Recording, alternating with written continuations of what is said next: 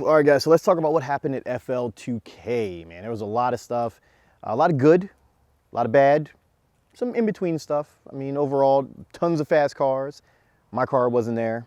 None of my cars were there, actually, which kind of sucked, and we're going to talk about that. You know, I was in a bad mood, you know, the first day that we went. It rained out, you know, didn't have my cars, all this stuff. So let's go ahead, let's break down, let's talk about it, you know, and kind of, let's recap, man. Let's just recap all the good stuff that happened and then recap some of the bad.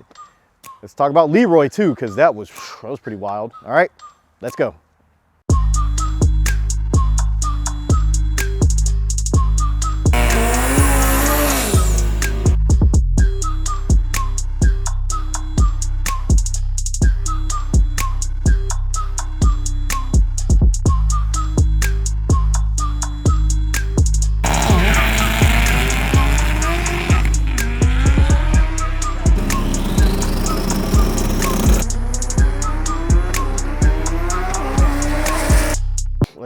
Gosh, man, it was a ton. 𝗦𝗢𝗖𝗜𝗔𝗟 was out there, so Titan Motorsports was out there. The 𝗦𝗢𝗖𝗜𝗔𝗟 guys brought all of their GTRs.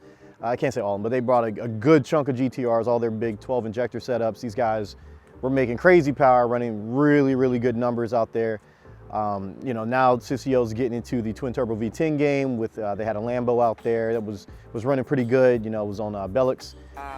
Once Motec really became, you know, available for it, it's like it really just pushed day, the platform so much farther. And now guys like us who, you know, are very proficient with the GTR stuff, especially in Motec, and we're learning the Porsche, jumping over to something in the Lambo, it's a lot easier to do that platform just because the tuning is there.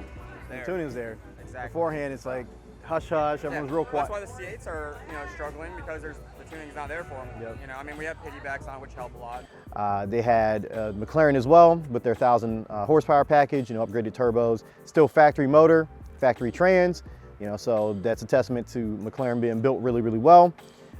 We saw a super sick 𝗦𝗢𝗖𝗜𝗔𝗟 out there with the 5.3 in it, you know, still factory bottom end, just had bearings and, you know, nice cam, you know, ported heads, big honking turbo, you know, 850 index car, ran a little bit faster than 850, but you know, it's 850 index. I mean, car was fantastic. If you're gonna build a 𝗦𝗢𝗖𝗜𝗔𝗟, guys, and you're building it to be fast, that's what you do. You know, drop an LS in it, turbo it, call it a day.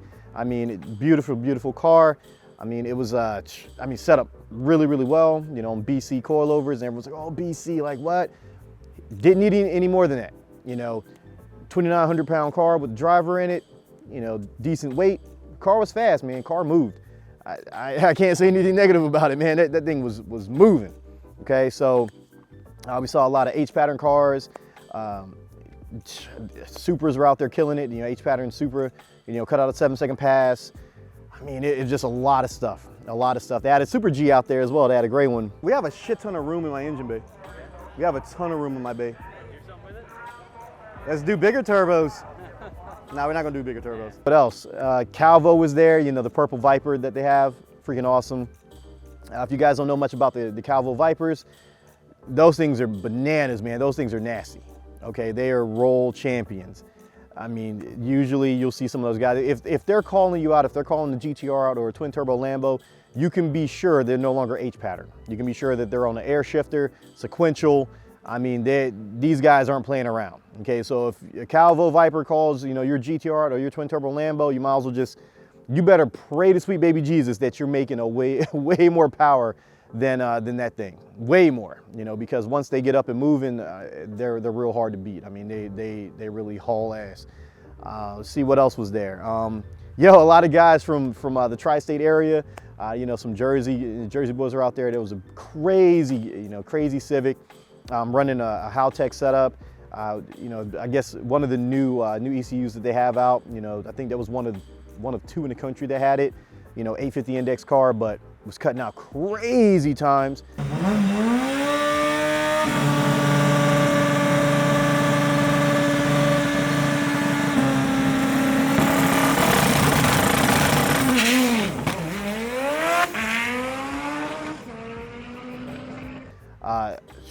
Car was real fast, set up beautifully, you know, billet, all the things, you know, big shout out to that guy. Import DPS was there, you know, guys from the Philly area. So, I mean, they're kind of local legends around here. Everyone knows Import DPS. You know, they build some of the fastest Hondas out in this area.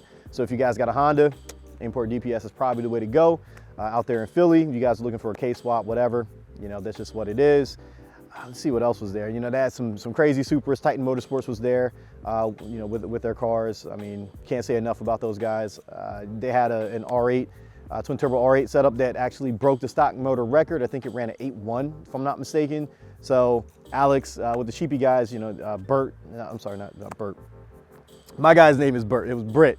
Britt held the stock motor record for a while, and then the guys from T1 came out and beat them, and now this other white R8 has the record. So we'll see how far they can keep pushing this stock motor. Hopefully we can see a stock motor twin turbo V10 get into the sevens, you know, because that's kind of is, eights have been the thing right now. So maybe if they can get down to the sevens, you know, do a glory pass without blowing up, it'd be pretty good.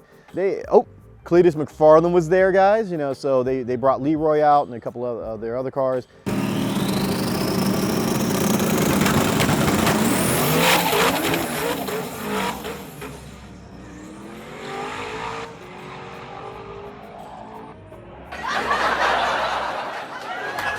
Big shout out to Cleetus, man. Car, fantastic. Leroy, seeing Leroy run in person, I don't think you guys can understand the gravity of it. Like seeing it in a video versus seeing it in person is two separate things. It's like when people criticize bodybuilders at the Olympia and they're like, oh, he looked like trash, but then you see it in person, you're like, holy crap, you know, it's like art. Leroy is a work of art. Seeing it in person, seeing it run, beautiful, beautiful, build. Thing is loud. And it moves. You know, they had a couple rotaries out there that were cutting out some real fast times. Surprisingly, man, they had some Mustangs out there putting in some work. You know, I know people talk a lot of trash about Mustangs and stuff, but they had a lot of Coyotes out there, you know, putting out some numbers.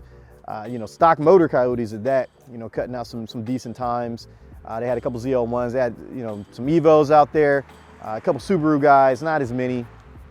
You know, there was, you know, a lot of V8 powered, you know, vehicles out there, and then, you know, above, you know, obviously GTRs, you know, the twin turbo V10 crowd, exotics, stuff like that. So there was also some pretty badass 720 there. Had a, you know, pretty much full carbon body. Looked like a 1016 kit on it, so big shout out to that. They had some RS3s, a whole lot of RS3s. You know, I mean, look guys, like if you're trying to go fast for cheap and you want some type of luxury, get an RS3. Get an RS3. Mod it, you know, it just needs intercooler, intake, downpipe, good tune. I mean, you're running 10s all day long. And on corn, like you could probably squeeze into the 9s with a nice little, you know, turbo wheel upgrade. Nothing too crazy. I mean, those things right now, they're eating GTR's lunch money all day because it's essentially just half of the V10 of an Audi V10. So, you know, I mean, that's why you get that nice little warble, and they hold power. I mean, what do you want me to tell you? I mean, those things are fast. He's like, how do you scale money? He's like, first of all, you know, anyone can make money. Go get a job. Anyone can make money. So when people say, oh, I can't make money. No, go get a job, you can make money. How do you scale that money? But yeah, you know, Florida 2K was a good time for the time that we were there. I mean, there was a lot of fast cars, some slow cars, some cars broke. You know, real nicely pressed prep track at Bradenton. I mean, super sticky cars were getting off the line, just launching. You know, I'm a road race guy, road course guy, but you know, seeing those cars move on the drag strip, definitely dope. So yeah, man, it's been a recap. You know, like I said, I was a little disappointed I didn't get the run. I was a little upset, but I mean, overall, it's a pretty good time. It's a pretty good time. You know, I mean, I got to be there with my friends. You know, what more could you want? You know, we're all out there suffering. It was super hot. It was super sweaty, but it is what it is, man. So I had a good time.